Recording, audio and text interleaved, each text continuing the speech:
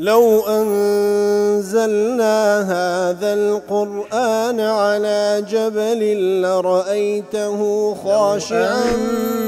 أنزلنا هذا القرآن على جبل لرأيته خاشعا لو أنزلنا هذا القرآن على جبل لرأيته خاشعا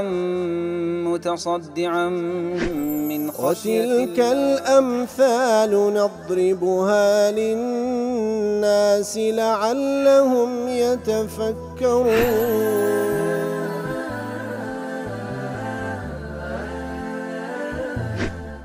الحمد لله والصلاة والسلام على رسول الله وعلى آله وصحبه ومن والاه.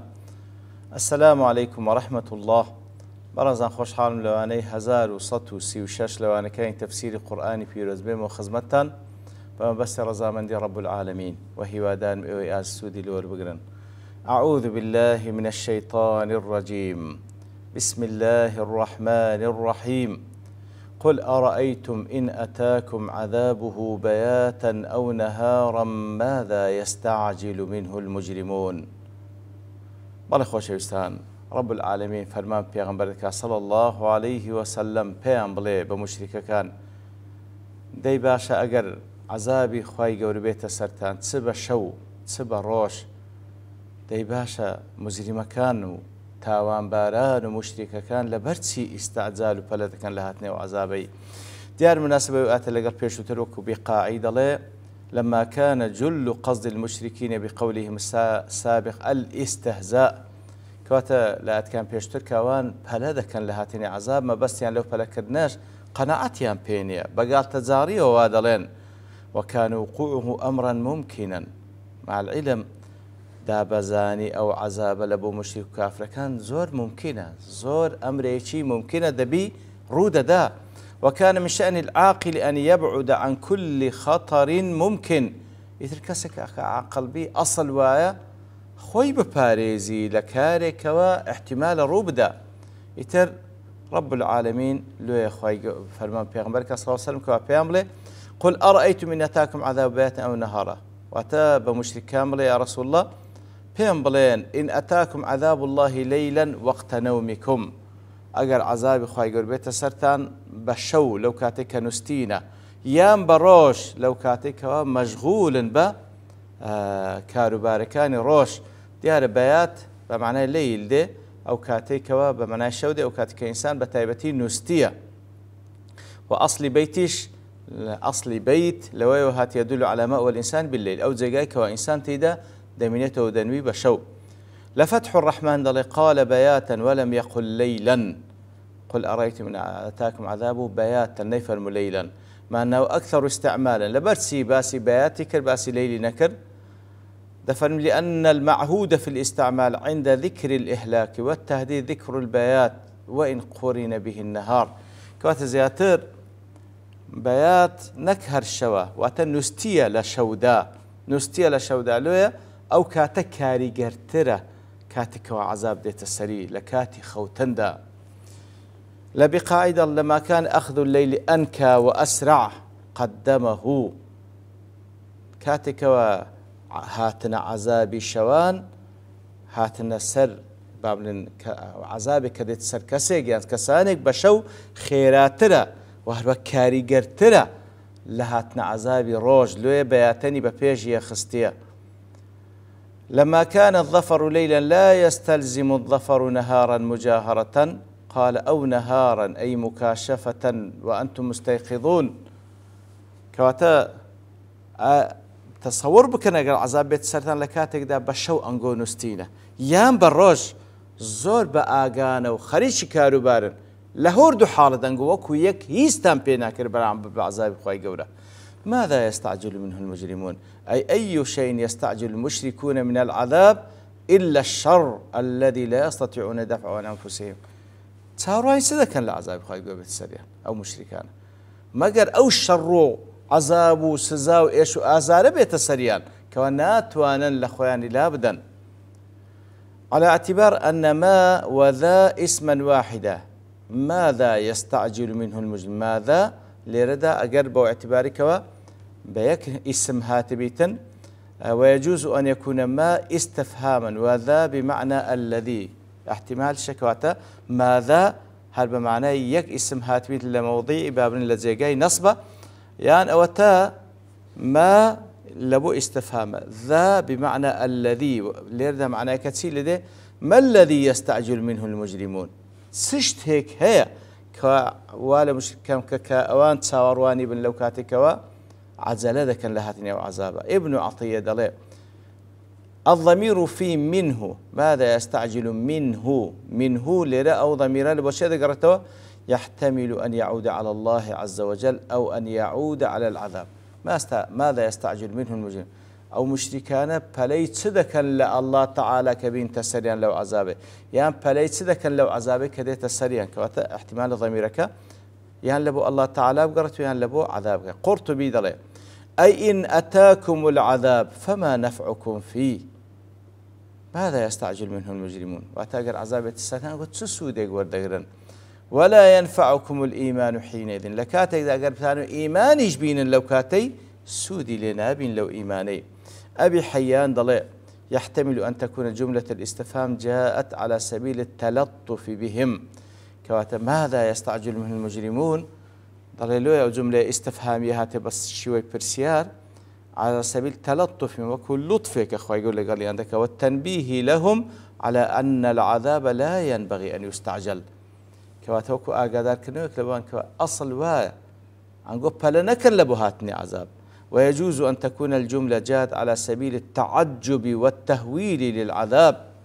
يعني ماذا يستعجل منه المجرمون لبو سرسرمانا وبقور زانين عذابك كدت سريان أي شيء شديد تستعجلون منه تشتيشي تندنا خوشي كان قبلي ذكر أي ما أشد وأهول ما تستعجلون من العذاب كوت أو عذابي أنقو تاوري إذا كانوا ياخذ بليل إذا كان دزاني تسند قوريا ابن عاشور ضل يحتمل أن الاستفهام مستعمل في الإنكار عليهم ابن عاشور ضل أو استفهام أو صيغة برسيالة لبو إنكار كردني أو حارتي أواني لسرة وفي التعجب من تعجلهم العذاب كواتا بلا كردنيا لبو هاتني عذاب زي جاي تعجبه لا بابلين دفر ماذا يستعجل منه المجرمون فيه إظهار في مقام الإضمار ماذا يستعجل منه المجرمون لذا بابلين إظهاري تيدايا لكاتك دا ذكرى بإضمارج غير قرآني بيروز باوتا ماذا يستعجل منه ماذا يستعجلون منه يعني ذكرى بينا هنا المجرم كان خواهي يقول بيفرموا أستغفر الله العظيم واتلا غير قرآن أجر أو جملة بي ذكرى بلين باشا وان تتصاورواني تسبليان لي ذكر خواهي يقول دفرمي مجرم كان تسبلي لهاتني عذاب دكن لبرسي ليرا إظهاري كده بياني كده وأنا مجرما لقصد التسجيل عليهم بالإجرام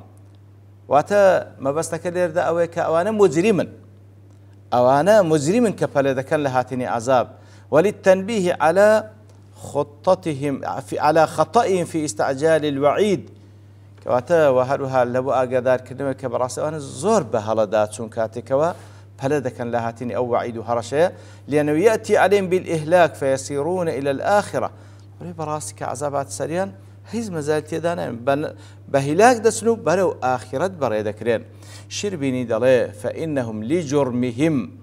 ينبغي أن يفزعوا من مجيء الوعيد لا أن يستعجلوا أو مجرمان بحكمك أو مجرمان أصل بترسين لهاتني عذاب نكبلب كان لهاتني لدواي أو دفرمي أثم إذا ما وقع آمنتم به الآن وقد كنتم به تستعجلون أثم إذا ما وقع آمنتم به أي إذا نزل عذاب الله بكم أيها المشركون آمنتم به حين لا ينفعكم الإيمان ألو كاتا كعذاب ديت السرطان أو كاتا إيماني بيدينا لكاتا إذا إيمان هنان لو كاتان كعذابات السرطان سودين يا لبوتان وبشويش كشليك دريتو المراد آمنتم بالعذاب كواتا لو كاتا كعذاب ديت السرطان إيمان تان دي كوافعنا عذاب دهات كبيشتري بقالتا زاري ودانقو كيدي كواتا إيمانيا بيني كواتا يانا وتا آمنتم به واتلو كاتي إيمانتان وادبيك وفعل عذابك دهات يعني واتلو كاتي هردتان إيمان بالله تعالى بينن بلام أو كاتش إيمان هنا كشتان سودين. ابن عاشور دل استفهام مستعمل في الإنكار بمعنى التغليظ وإفساد رأيهم أو آتش كوابشوي استفهام برسيار هاتيا بمعنى تنكردن لسر أوان واتتسن رأيك فاسديان هي سن رأيك نابجيان هي فإنهم وعدوا بالإيمان عند نزول العذاب أو المعديان دابق عذاب سن أو كات إيمان دين استهزاء منهم وكو قال تزارق أقال عذاب هذا أو كات إيمان ديني فوقع الجواب بمجاراة ظاهر حالهم وبيان أخطائهم لويا خوي جورج ولاميان داتو بوش شوي كوا لسر أساسي وكوان بقالتي دزار أو كاتي كهاد أو كات إيمان دينا الآن وقد كنتم به تستعجلون الآن تؤمنون أيها المشركون كات أو كات بيان قلت له أستا أي مشركين إيمان دينا بعد أن وقع بكم العذاب لدوايك عذابات السرطان وقد كنتم قبل مجيء تستعجلون مكذبين به لبيشي هاتني فلتان ذكر لهاتني لبر أوي بدروتان دزاني. ابن عاشور دل استفهامك لا الآن استفهام إنكاري عن حصول إيمانهم عن حلول ما عند حلول ما توعدهم كواتا عيني أوج دل أو استفهام الآن استفهام برسالكنش إنكار كردين أو حالتي أوان كدلين كاتك عذاب كات سما إيمان دين استنكاري أو حالتي فعبر عن وقت وقوعه باسم الزمان الحاضر وهو الآن كواتا أو كاتي إيمان دين يتدفن أستا وكأنما حالتك خواهي قول دين تحالي حاضر عذاب هاتسنا أو كاتا إيمان دين أستا إيمان دين حكاية للسان حال منكر عن في ذلك الوقت كواتا زمان حالي أو كسيكوا إنكار دكا لو كانت لسر استاتانو إيمان بينا استحضر حال حلول الوعد كانوا حاضر في زمن التكلم كواتا خواهي قولا حالتش مستقبلي لمن دين تبيش وكأنما وإستا روددا وهذا الاستحضار من تخيل الحالة المستقبلية واقع كواتا طبعا لبقويك أو حالة ديت السرطة هشاكو قماني لسرني لو خواهي قولا كهش تعروين هذا فهم استا إيمان دين لكاتي إذا هشتناها التسريان بالتأكيد رودة دا وهل تاكو صورة كالفيش سامان بي. الآية يفيد تشديد التوبيخ والتقريع كواتا أو آتا زياتر سرزانش كردن لو ما كردني كافر كان وزيادة التنديم والتحسير وهروها خواهي قولة ديوي أوانا بزان كوا لو حالتي سنة دامت حسرتك دتشيشن لو حالتا وتقديم الجار والمجرور به على الفعل تستعجل الآن وقد كنتم تستعجلون كواتا جار مجرور كبا فيش فعل كيكتيا لبرتيا للاهتمام بالوعد الذي كذبوا به لبو أو قرنجيدان بو وعديك أوان بدروي دزانن الآن وقد كنتم به تستعجلون قرنجدان بو عليك وان بدروي دزانن وهو لمراعاة الفواصل وهروها لبو مراعاة فاصلة وسرآت كان كأخوي جور سبحانه وتعالى القرآن في رجل هر سورتك تمش هذا كي مراعاة فاصلة وسرآت كان كرا كتن لقل يكتري دقون زين كواتا براستي لو حالتي كعذاب ديت السريان أجر إيماني جبينا بهانا وإيمان وليان ورناجيري يعني أو كاتا يقين عندك أو عذاب رازبو هربها ناية لو حالته يتر لو حالته بيش أو كروب دا خوي يقول أقدار عندكاتو لو كاتك إيمان دين أقدار بن ليتان ورناجرة دي بيش أو حالته روب داتن هول بدن بهانا إخوتان ورن بإيمان هنان. وصلى الله وسلم على نبينا محمد وعلى آله وصحبه أجمعين وآخر دعوانا الحمد لله رب العالمين. لو أنزلنا هذا القرآن على جبل لرأيته خاشعا أنزلنا هذا القرآن على جبل لرأيته خاشعا أنزلنا هذا القرآن على جبل لرأيته خاشعا متصدعا من خشية وتلك الأمثال نضربها للناس لعلهم يتفكرون